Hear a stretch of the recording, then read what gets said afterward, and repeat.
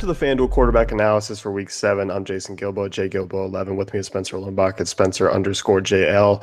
You took a look at cash and GPP, some value quarterbacks here this week. A lot of nice prices in terms of some guys in really great spots. Right, and I kind of wrote this in the introduction that I found a lot of quarterbacks that I really like this week. None that I really love. I mean, last week it was Drew Brees, came in as the #1 cash game quarterback. Absolutely loved him. Loaded up on that. But I'm not really seeing anyone who deserves that designation this week.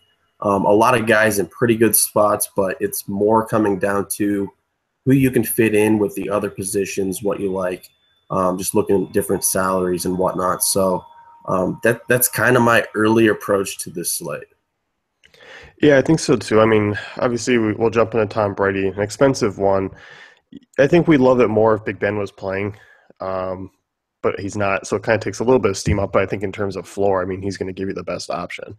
Right, and you have that, in terms of upside, Big Ben and Brady won't be trading touchdowns like you would realistically want in this matchup. But I think, without Roethlisberger there, some of it will kind of funnel in Brady's favor. Obviously, he won't be as pressed as he would otherwise if Roethlisberger was playing. But this Steelers defense, even though they're ranked above average overall, we've seen them at completely gutted at times this season. Philadelphia really comes to mind. They had some trouble against the Dolphins last week as well. And Tom Brady really on top of his game. He had a great game his first time around against the Browns. Last week, a tougher matchup against the Bengals, a defense I would kind of equate with the Steelers defense. Had no problems there. And with Landry Jones at quarterback for the Steelers, I'm seeing quite a few 3-and-outs, not really the sustained drives. So I think that's going to put the time of possession in New England's favor. I think they're just going to, make that Steelers defense weak, get them tired as the game goes on. Kind of a similar game flow to what we saw from the Patriots last week, where Brady, Gronk, and all those guys really kind of got it going in the second half. That's what I'm expecting this time around, and I'm expecting another 25-plus fantasy points from Brady. Yeah, I can definitely see that, especially with the way the tight ends are rolling and James White out of the backfield. It seems like Brady's gotten him going with his return. Kirk Cousins, 7,300, gets a Lions defense that's just horrendous. Yeah, and they're ranked dead last in pass defense, and their offense really obliges to opposing quarterbacks. And I say that because they're a pass-happy offense that doesn't really take much time off the clock. So game flow will be in Kirk Cousins' favor. This is at Detroit, and I know we like to play Kirk Cousins mostly at home. But, I mean, when you consider the matchup, it's not really that big of a deal. I mean, 7,300, the salary as well. I think it just really all lines up in his favor here, and you can play him with confidence in all formats.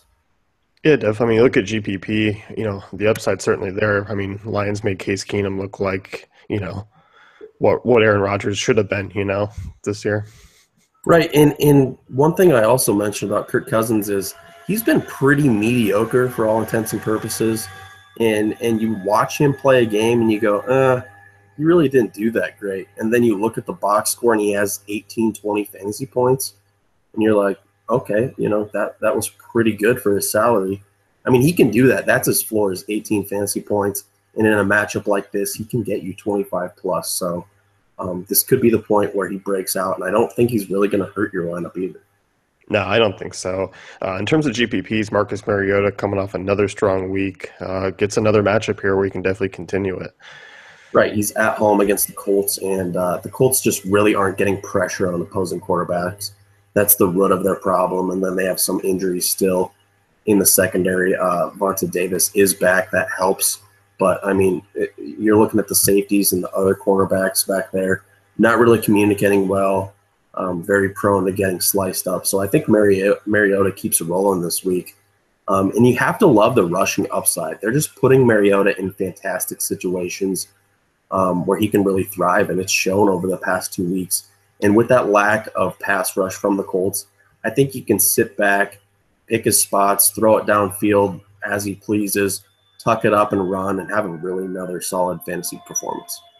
Yeah, I mean, 124 rushing yards over the last 2 weeks with Mariota obviously gives him an added boost. I mean, that's 6 FanDuel points right there. You're also looking at Matthew Stafford at 7,900, who on the opposing side of Kirk Cousins, who probably is going to have the higher ownership. Right, and I mean, he's kind of a sneaky pick in here, especially in this matchup because the Redskins rank 10th in pass defense. But you just look at the expected volume with all those running back injuries for the Lions. He's just going to have to chuck it all over the place, kind of like we saw last week. So you see that uptick in volume and a potential shootout here because, I mean, the Lions defense is so bad, and Stafford's just going to have to be, keeping pace with the points that they give up. So the extended rushing game, we've said it several times in this podcast that the Lions, they throw screen passes, they throw dump passes. That kind of serves as their rushing game, and all those points go to Stafford. So you just look at the volume. He'll likely have a lower than deserved ownership rate, and this could be a shootout. So I really kind of like him as a sneaky GPP pick. Yeah, I do too. I mean, that game in general, I think, is one of the higher scoring ones of this week. And then Colin Kaepernick, in terms of your value, 6,500. First start last week, really tough matchup, as you said here, but gets a little bit easier home against the Bucks. Right, and he had 18 fantasy points despite having a pretty tough matchup against a decent Bills defense on the road across the country. Now he's playing at home against a Buccaneers team that has to travel across the country. And that Buccaneers defense, as we've seen over the course of the season, not really something to shy away from. So I think Kaepernick could really get it going, have around 20 fantasy points again. And he has some rushing upside as well, as we talked about with Marcus Mariota. Gives you a really good advantage there because that's like at least another passing touchdown if he gets 40-plus rushing yards, which, I mean, it could easily happen in this game. We saw the way he was running the ball against the Bills. And then there's always that outside chance of a rushing touchdown on top of, 200 passing yards, maybe 1 to 2 passing touchdowns. So I think Kaepernick is more of kind of a tournament value because his floor is really low. I mean, we've seen some games throughout his career where he just doesn't have it and defenses are able to key on him and he throws picks and things just start to snowball. So even though he's cheap, even though this is a decent matchup and he has some upside, keep in mind that that floor is low and he's probably more of a tournament play. There are a lot safer mid-range cash plays like we talked about with Kirk Cousins, Andy Dalton, Tyrod Taylor, another two guys that I kind of like in that range.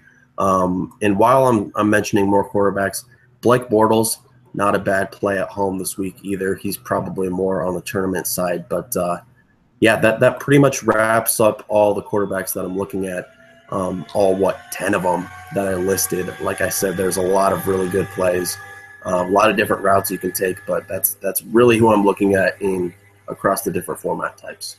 Yeah, no, I love these plays as well. And Bortles was the guy I highlighted on DK for a GPP just because, a matchup at home against Oakland. It's an empty feeling this week because we don't have Brian Hoyer to talk about. It is, and I was going to mention that. Like, it kind of took me a little while to write someone else's name in the value quarterback section, and it felt wrong. It really didn't feel right. And not having Cameron Meredith as a third wide receiver on FanDuel either. I'm gonna have to do some searching there too because that was an easy plug and play. Is Hoyer Meredith. Yeah, I played the Monday Thursday slate just solely so I could get some Hoyer exposure. I mean, that was the only reason.